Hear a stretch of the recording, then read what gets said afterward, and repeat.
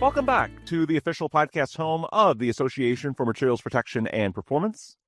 I'm Ben DuBose, news editor with the AMP publications team. AMP, of course, is the shorthand acronym for the association. And as far as the publications, we've got three distinct brands and outlets. That's Coatings Pro Magazine, Materials Performance Magazine, and Corrosion Journal. All are housed within our publications group. As far as AMP, the big story for us is that we recently wrapped up the 2026 AMP Annual Conference and Expo. Held in late March in Houston, it was a record-setting show with more than 6,300 attendees and over 350 exhibitors, including 72 exhibitors that were brand new and also 13 new sponsors. Houston is home to one of AMP's global headquarters, so we were absolutely thrilled to be able to welcome so many people to our backyard. And then as far as AMP publications, one of the brand new offerings for us at this year's conference was our AMP Media Studio. It was basically a recording studio inside the larger AMP booth at the exhibit hall. And so what we did there, we brought in and interviewed a handful of leaders within both the association as well as the broader industries and markets that we serve. Topics of discussion included highlights of the show, industry trends, feedback from the market, as well as a few random things that are unique to each person's background. So throughout the month of April, what we're doing here on this channel is playing back those one-on-one exclusive interviews that we taped from the show. We may also use some of those quotes in future articles within our print publications or on the websites, so please stay tuned for that. But the first step is publishing the interviews and letting you all take a listen, and so that's what we're doing right now. Let's roll the tape. I'm Sammy Miles with AMP Media, and I'm here today at the AMP 26 Conference and Expo with Tim Gonzalez. Tim, thank you for joining me today, and can you tell me a little bit about yourself? Yep, my name's Tim Gonzalez. I'm the Vice President of Energy Integrity Solutions here at AMP. Wonderful. And how's your week going at the AMP show? It has been very exciting. We've had a lot of different individuals that have attended the show because we're in Houston. So I think it opened up a lot of individuals that may not be traveling to different parts of the United States, in particular for the energy industry. We are in the capital of the energy industry of the world, Houston, Texas. So I think it allowed for a lot of different individuals to participate in different events that we have going on at the conference, which has made it exciting because I heard that we've broken our attendance record, well over 6,000 attendees here at the conference. And I think there's a lot of strong focus on what our professionals do in the industry as far as protecting the different assets and increasing the life cycle and sustainability and the reliability of those assets, ensuring that the communities that live around these assets are safe, as well as those individuals that are working on those assets are able to come home every day. So I think the conference has been great. There's a lot of knowledge sharing, a lot of different technologies that are being shared, new information, research that has been available. So it's been great. We've had a lot of different speakers. So it's been wonderful. Excellent. Have any sessions jumped out to you this week? Well, for me, it's probably the Pipeline Safety Forum.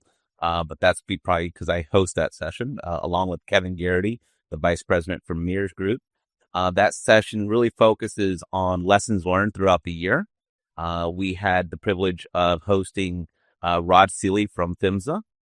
He was there and he presented on a variety of things, talking about Paul Roberti, the new administrator of PHMSA, what PHMSA has been doing, safety advisories, different bulletins that they submitted out throughout the year. He's also talked about different aspects of corrosion and why it's so important to PHMSA as well as to the industry. We also had the former Assistant Secretary of the Department of Fossil Fuels there, Tala Gujozari. She was there and she presented, talking about the landscape, the regulatory landscape, and how that impacts the safety and reliability of pipelines and structures. We also have Jim Warner from Consumers Energy there, really focusing on a key topic that the industry is facing, which is reconductoring.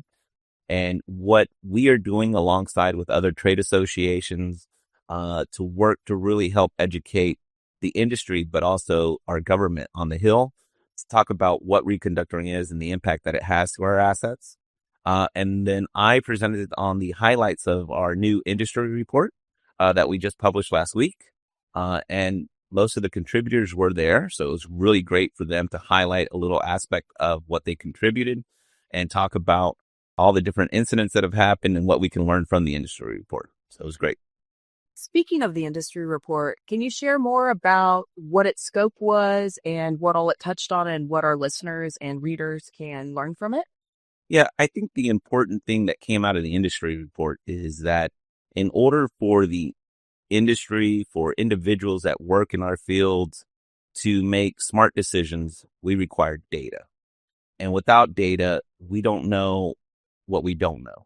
And I think that report really focuses on highlighting information that is out there, highlighting information that PHMSA collects over the past 20 years, highlighting it and really showcasing what we get out of that information. We know that with different administrations come different regulations, new technologies, new way and new skills of doing things. But what the data shows us is that we're consistently having over 600 to 700 different incidents throughout every year. And so what this report also highlights is that corrosion is the second leading cause of failures in pipelines. And it really showcases us that we really need to continue the hard work that our members are doing and really go out there and really educate the industry as a whole on what we do, how we do it, and how we can do it better. Other aspects of the industry report that it incorporated the impacts of hydrogen, carbon capture, what that has on the impacts of pipelines. We also talked about the regulatory landscape. We also talked about the economics of what's happening, the additional pipelines that are coming out here in the United States. The good thing about this industry report, although it's focused on the United States, I'm getting phone calls from different organizations around the world because this information is also helping them. It's helping them highlight what they need to focus on. So I think that it was a successful report because we had a lot of different contributors. We had Rosen, ABS Group, Sherwin-Williams, ExxonMobil, API, and many others contribute, as well as the past Secretary of the Department of Energy, past former Assistant Secretary of the Department of Fossil Energy. So we had a lot of contributors that contributed to the report.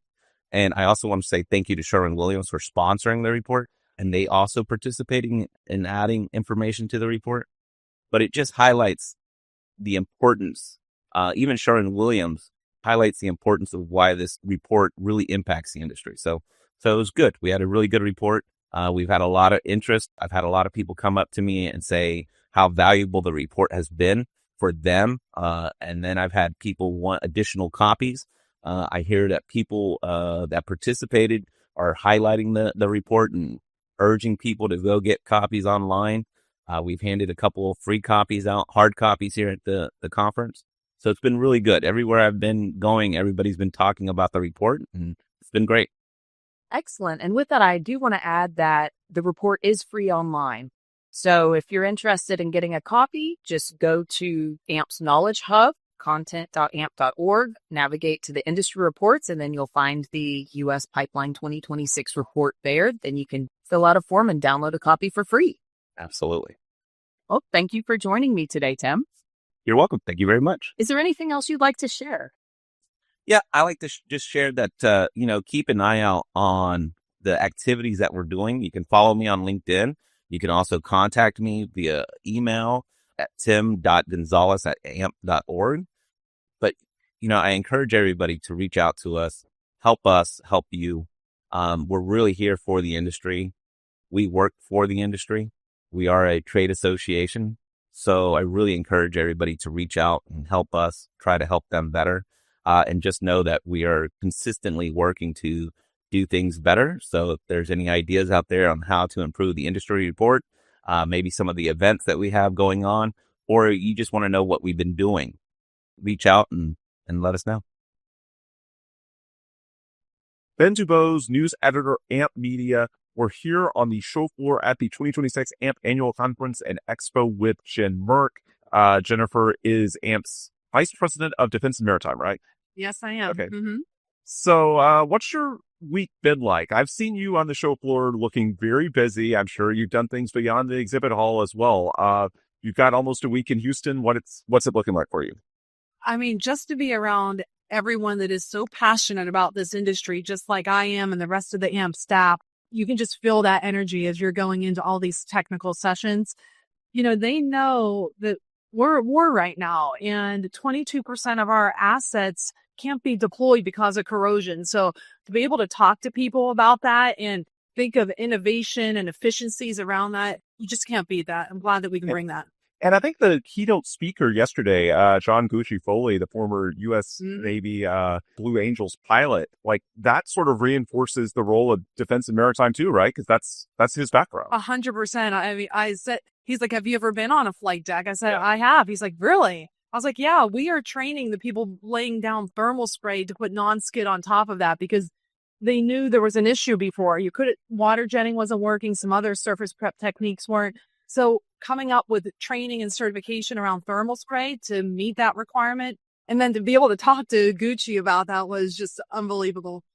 And by the way, we had Paul Chang from the DoD in this chair a few hours ago. So CPO now, right? Exactly. Yes. Yeah. So I think so much of it just comes down to representation, right? Like you set the tone with the keynote speaker, you have influential folks like Paul, and, it's not that defense and maritime weren't important sectors before, but you clearly see the representation now from, the spotlight events all the way down to who's attending, right? Yeah. I mean, I met with him earlier today and we're talking about, teaming agreements between us and the DoD, DOW, and, these Fortune 500 companies that are members of AMP. We need to elevate our voice and we can't do that alone. So I love that Paul wants to jump in and collaborate with all these individuals. I think we can really move the needle that way.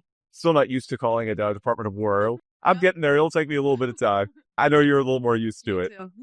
So one of the new initiatives that AMP is rolling out, there's a series of industry reports that are new in 2026 that are going out to the industry and beyond. And one of them is closely linked to maritime. Tell us a little bit about that and what some of the early reception has been. Yeah, so the maritime report, we decided to focus on workforce development, and it was perfect because we did an announcement of Talent Force this week as well. But, this report's meant to spark collaboration across the maritime ecosystem. So we're working with the shipyards, government, and industry organizations so we can build the workforce needed to sustain America's maritime capability.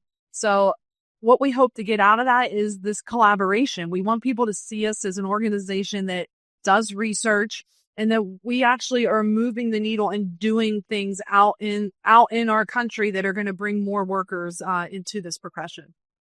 In terms of how that actually happens moving forward, where do you see the pipeline of new industry talent coming from? What's the low-hanging fruit that over the relatively near term that we as AMP and really we as an industry can target?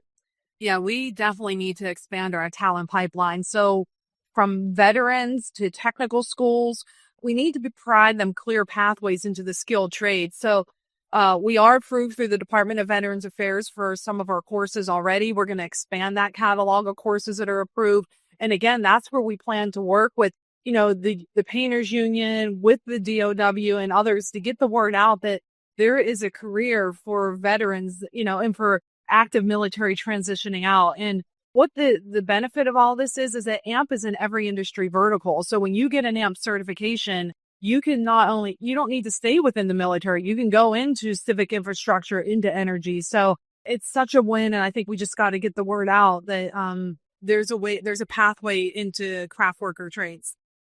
We mentioned the Department of War earlier, Department of Defense, whatever you want to call it. Along those lines, AMP recently endorsed the new Maritime Action Plan from the White House. What does that mean for you? Why is that so important this year? Yeah, we love seeing that plan come out. You could tell that there was a lot of thought put behind that. And our goal is to just make sure that there's corrosion prevention throughout that document, to make sure they're aware that we need these assets to be deployed as long as possible because we might not be able to bring them back to dry dock as frequently as we were before. Yeah, absolutely. So when I last saw you, you're based in Pittsburgh, right? Yes, I am. Okay. Not an ocean. I got some rivers. Yeah, it's other headquarters beyond Houston. That's what I thought. But when I last saw you, you were in Norfolk for the inaugural Maritime Coatings Contractor Forum, which sounds like was quite a success. We're now a month after that. We've taken some of that momentum and extended it to the annual conference here in Houston. What's the feedback been like for you after that inaugural maritime event? Are there more in the works? Just curious, 1 month later, looking back and also looking forward, your perspective on everything that we've seen in here. I mean, amazing feedback. We've sent surveys out. I've reached out to individuals. Just the information we're getting back. We've been putting a lot of quotes on LinkedIn because we really want people to see the success in this type of structure that we put together. Our goal is to continue doing these events in other maritime prosperity zones. So we'll be doing one once a year. We're focusing on where that location will be for 2027. I was throwing out Hawaii, but I might need to wait till 2028 for that one. But maybe San Diego. We're working very closely with Mega Rust. Their conference is in June and it is in San Diego. They've asked me to put together a painting contractor panel. So this is me testing the waters for how this group out in California would want this type of model. So yeah, we're excited. And I'm guessing it's sort of like different strokes for different folks. You want to meet people where they are. Like we have these big tent events, which is what the annual conference obviously is. But there's some people that may want something more targeted specifically to them, which is what these, more niche events like the Maritime Coatings Contractor Forum are about, right? That if someone wants to get really in the weeds, really niche, like that's what you're trying to offer with this, right? It is. I mean, I've had several exhibitors come up to me that that were also in attendance at the Maritime event. And they said, look, we love the AMP annual event. We will not stop coming there. But boy, that niche specialty maritime event really hit what we needed. And, this is where we really hope. I'd love to get 10 to 20 to buy into doing a package where you're attending AMP annual plus one of our specialty events, because it's only a matter of time before the other AMP vice presidents of energy and civic infrastructure are going to use that model too. So yeah, let's give them a discount. Let's give I know they spend a lot of money with us, and how can we package these things? So definitely keep an eye out for our sales team to be reaching out to you. I'm just so glad we got it off the ground, because I was monitoring the weather the weekend before when they got like 6 or so inches of snow. Unbelievable. Yeah. And a government shutdown. Well, we were in a partial one. Luckily it was only partial, but I could not. Yeah, that weather. It would have been terrible to have to cancel it the last. There was no canceling. There was a lot of calls, and I was like, "We are not canceling. Let's go." And thankfully, I mean, we got lucky. It moderated. It was above freezing by a few degrees. So thankfully, I just know it's so important to get that first one, off the ground. And now, like, you had a success. You build on it. There's something to point to, and this felt so good. I'm just so honored to be in this position. It's my passion, and I just love to see our members getting into it too. So totally agree. It's been a pleasure. That's Jennifer Merck, Vice President of Defense and Maritime at AMP. I'm Ben DuBose, News Editor, AMP Media. This is the 26th AMP Annual Conference and Expo in Houston, Texas. I'm Sammy Miles with AMP Media. I'm here at the AMP 26 Conference and Expo with Ernst Toussaint. Thank you for joining me today. Hello, Sammy. Thank you for welcoming me. Can you tell us a little bit about yourself? Sure. Ernst Toussaint. I started in the industry about 25 years ago as a consultant. When I graduated from Florida, one of the things I was thinking about is where should my career head? The consulting services reached out to me, and it was very interesting. There was a point in time where, the market was not as robust for engineers. And so I thought, I can do this just for a little bit. Let me do it for about a year. And I thought coatings shouldn't be too complicated, right? And so that's what I decided to do, get into the consultant services. And like a bug, Sammy, it grappled me. And I thought, wow, I love this industry. I love failure analysis, litigation, expert testimony, condition surveys, and all these, beautiful structures that we have, whether it's a water tower or a bridge or a petrochemical plant. It was very exciting. Wonderful. And now you're the Vice President of Civil Infrastructure at AMP. Yes. I mean, I've been a member for about 25 years of SSPC and NACE. And now as we've come together as AMP, this industry is I love it, right? It's great. This is an exciting opportunity for me to serve our members, especially in the civil infrastructure space where we're dealing with a lot of discussions around our bridges to ensure that our bridges are safe for the pedestrians, our loved ones, our traveling pedestrians. And from there, we're going into the wastewater market where we're making sure that, corrosion is not taking them by storm, whether in the clean water space or the dirty water space, which is the wastewater. that's an initiative that we take to heart here at AMP. And last but not least, we're going into the rail industry where we're talking to our railroad constituents because they're finding similar corrosion discussions like the DOTs are. So we're definitely wanting to be that space that they can, have the questions answered with regards to corrosion control. And let's talk about the show for a few minutes. How's your week been going? Oh, excellent. Exciting. I'm meeting a lot of new faces in addition to faces that I've seen over the past 25 years. And they've been very welcoming. I think having it here in our hometown of Houston, Texas, I think that is a fantastic atmosphere. Everybody's just, they're excited to be here. And our contractors, our manufacturers, our equipment suppliers, I've just been meeting them and they've been really excited as far as going into the conference center and seeing exactly the topics that are passionate to them. In addition to our opening reception with, Gucci being our keynote speaker, that was actually a fantastic discussion. It definitely was. Are there any sessions from this week that you want to give a highlight of? Sure. There's several sessions I definitely want to give a highlight to. One being the DOT forum. And with an AMP, we're very passionate about, the owners and where they reside, especially in this space. And we want to ensure that, they can work with us with regards to our standards, our trainings, our education, our webinars. The Knowledge Hub is something that, I've been talking to a lot of DOTs that they have at their fingertips, access to a lot of our standards that they need for updating their specifications. So the DOT forum went very well this week.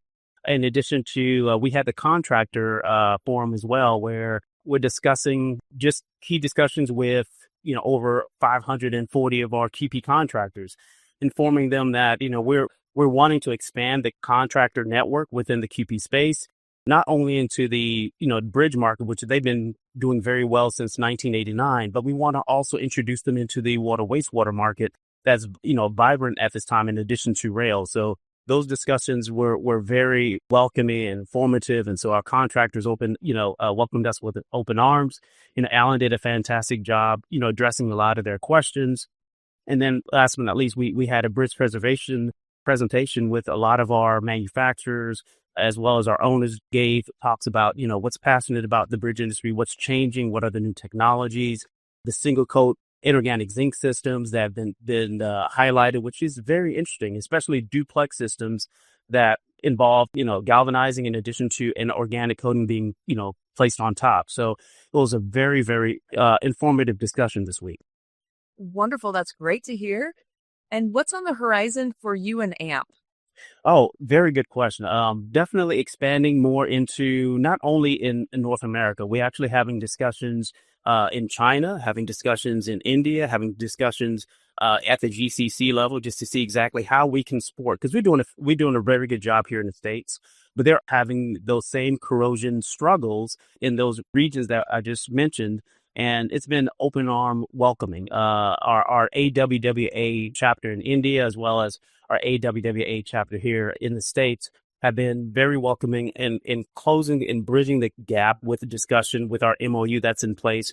And so we'll be, sponsoring that event. We'll be going to that event this coming October, the AWWA India, to have, further discussions and see how we can provide corrosion control mechanisms and mitigations for them.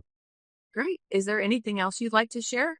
I'm excited. The show, one thing I do like, especially with the AMP conference being at home, you could definitely see a lot of the joy in the atmosphere here in Houston, Texas, and they're taking a very good stance with where AMP is going and the future of AMP.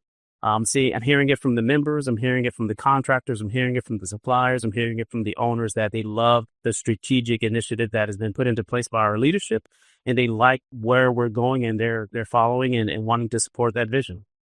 Wonderful. Again, I'm Sammy Miles with AMP Media, here with Ernst Toussaint at the AMP 2026 Conference and Expo. Thanks for listening. All right, that will do it for this interview from the 2026 AMP Annual Conference and Expo. But please stay tuned throughout the month of April, because we've got quite a few of these that we're going to be debuting on our AMP and Coatings Pro podcast channels. Our hope is that the information and insights from these conversations will ultimately benefit our readers, association members, and the industry as a whole.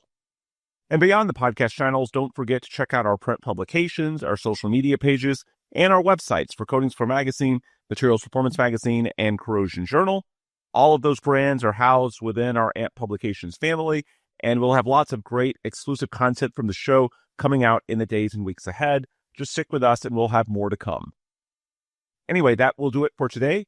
On behalf of our entire editorial team, I'm Ben DuBose, news editor for the AMP Publications Group. We appreciate you so much for checking out this interview, and please come back soon for more exclusive coverage of the 2026 AMP Annual Conference and Expo.